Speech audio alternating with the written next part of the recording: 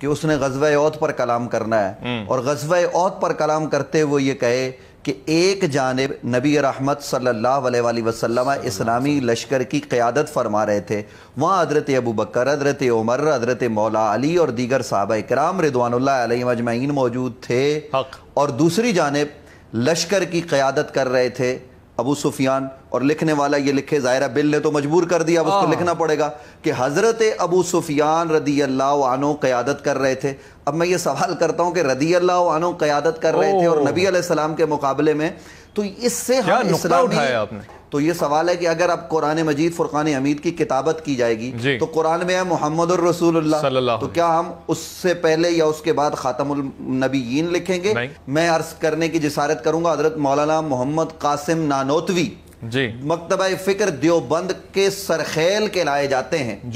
انہوں نے اپنی کتاب میں اہل بیت کے ساتھ علیہ السلام لکھا ہے۔ اسی طریقے سے علیہ السلام کا لفظ جناب حضرت مولانا محمد اشرف علی تھانوی صاحب حکیم الامت مکتبہ فکر دیوبند کے، انہوں نے امداد الفتاوی میں اس کو لکھا ہے۔ بسم اللہ الرحمن الرحیم، رضیت باللہ ربا وبالاسلام دینا وبمحمد صلی اللہ علیہ وسلم نبی و رسولا، الصلاۃ والسلام علیک یا سیدی یا رسول اللہ وعلی آلک و اصحابک یا سیدی یا حبیب اللہ۔ بے وجہ تو نہیں چمن کی تباہیاں، کچھ باغباں ہیں برق و شرر سے ملے ہوئے۔ السلام علیکم ورحمۃ اللہ وبرکاتہ۔ ناظرین کرام، حکومت پاکستان کی طرف سے جو انتہائی احسن قدم اٹھایا گیا کہ تحفظ بنیاد اسلام ایکٹ کے نام سے ایک بل پاس کیا گیا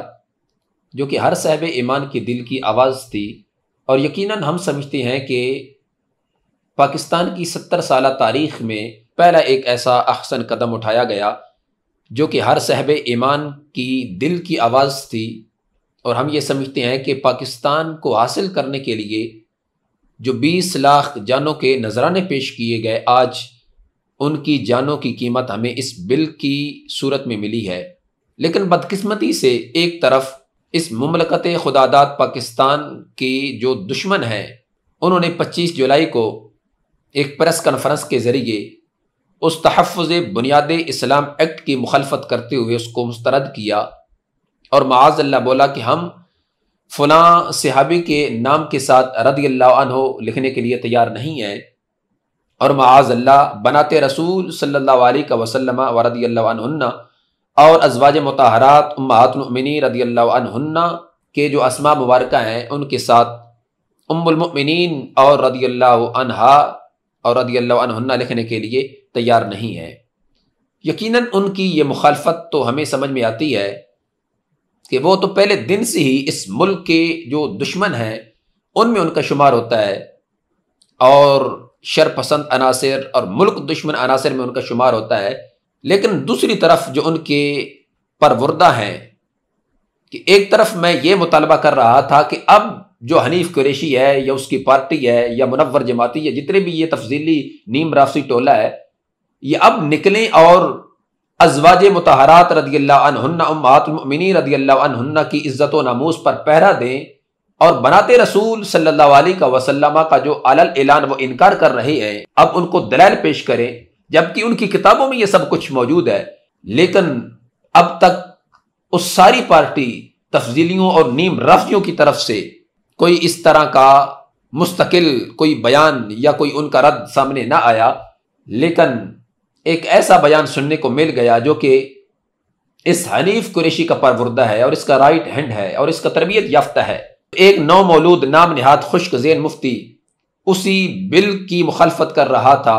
اور پھر معاذ اللہ جو اس کو پیچھے سے چابی اس کی مروڑی گئی اور جو اس کے منہ میں الفاظ ڈالے گئے وہی آگے وہ نکال رہا تھا، اور پھر اپنی طرف سے جو ایک باطل تعویلات و تشریحات وہ بٹھا رہا تھا کہ اس سے یہ بھی خرابی لازم آتی ہے، اس سے یہ بھی لازم آتا ہے۔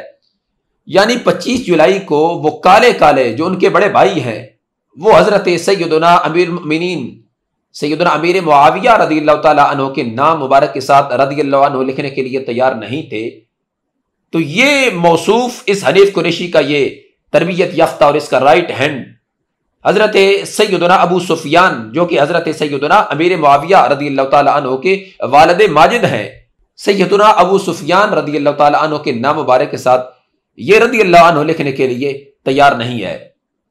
آپ ایک دفعہ یہ اس کی ویڈیو بھی سماعت فرما لیں، انشاءاللہ مزید میں آپ سے بعد میں مخاطب ہوتا ہوں۔ سب سے پہلے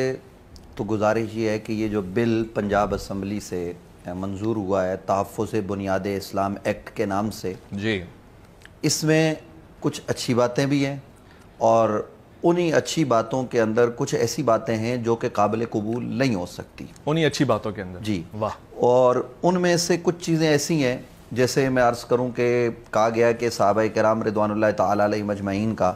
جب بھی نام لکھا جائے جی، تو ان کے ساتھ حضرت اور رضی اللہ عنہ کا اضافہ کیا جائے۔ صحیح۔ تو اب اگر میں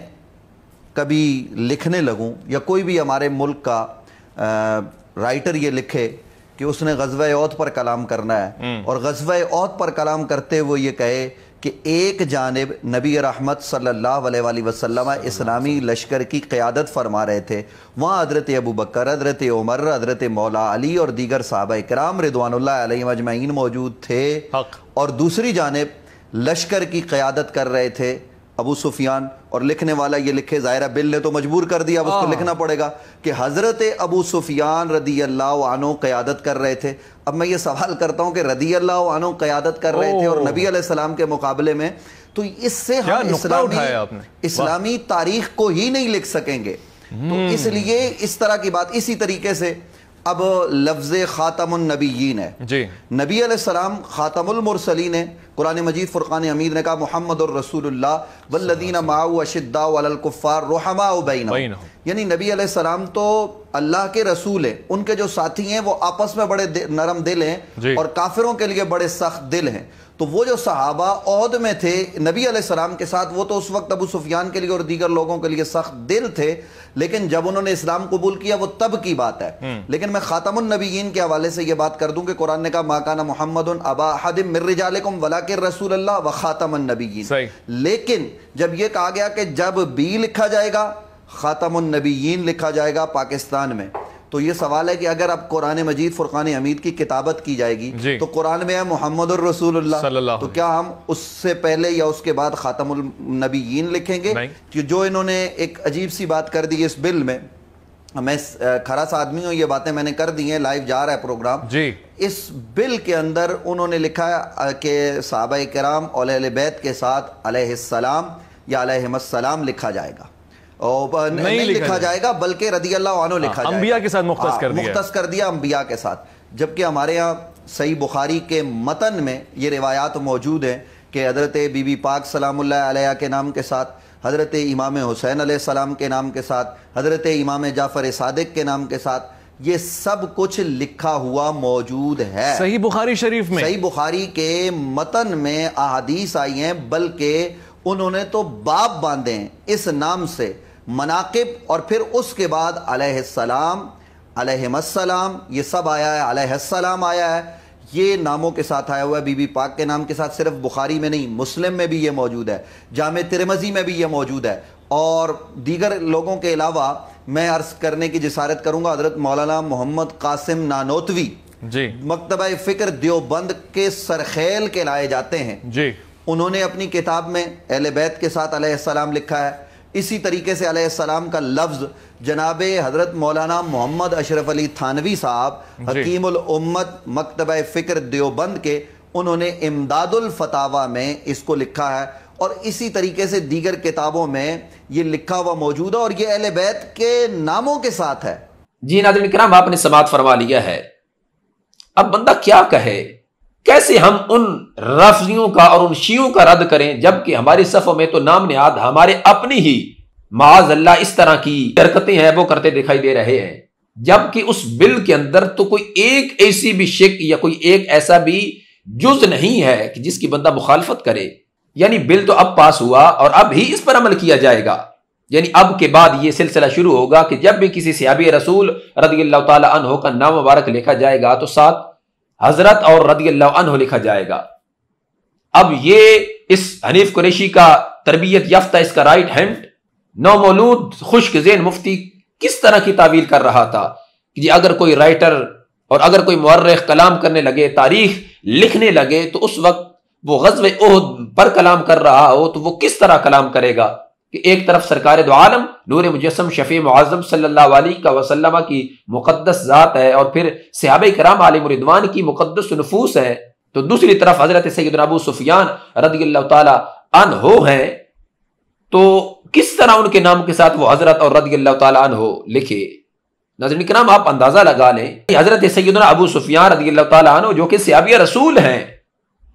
اور اب بھی ان کے نام مبارک کے ساتھ یہ رضی اللہ عنہ اور حضرت لکھنے کے لیے تیار نہیں ہے، جبکہ دین اسلام نے تو جو بھی اسلام قبول کرتا ہے اس کو یہ شرف و اعزاز بخشا ہے کہ اس کے سارے سابقہ گناہوں کو مٹا دیا جاتا ہے۔ ایک عام مسلمان بھی اگر کفر سے دائرہ اسلام میں داخل ہوتا ہے تو اللہ تبارک و تعالی جل جلالہ اپنے فضل سے اس کے گناہوں کو مٹا دیتا ہے۔ ارے ایک صحابی رسول رضی اللہ تعالی عنہ اور پھر جو کہ سرکار دو عالم نور مجسم شفیع معظم صلی اللہ علیہ وسلم کے سسر پاک ہیں، اب ان کی ذات کے لحاظ سے اس طرح کی گفتگو کرنا یہ کیا ظاہر کرنا چاہتے ہیں؟ یقیناً اس سے تو یہ ظاہر ہوتا ہے کہ ان کے جو کالے کالے بڑے بھائی ہیں وہ سیدنا امیر معاویہ رضی اللہ عنہ کے نام مبارک کے ساتھ رضی اللہ عنہ لکھنے کے لیے تیار نہیں ہے، اور یہ جو ان کے چھوٹے بھائی ہیں نیم رافضی تفضیلی،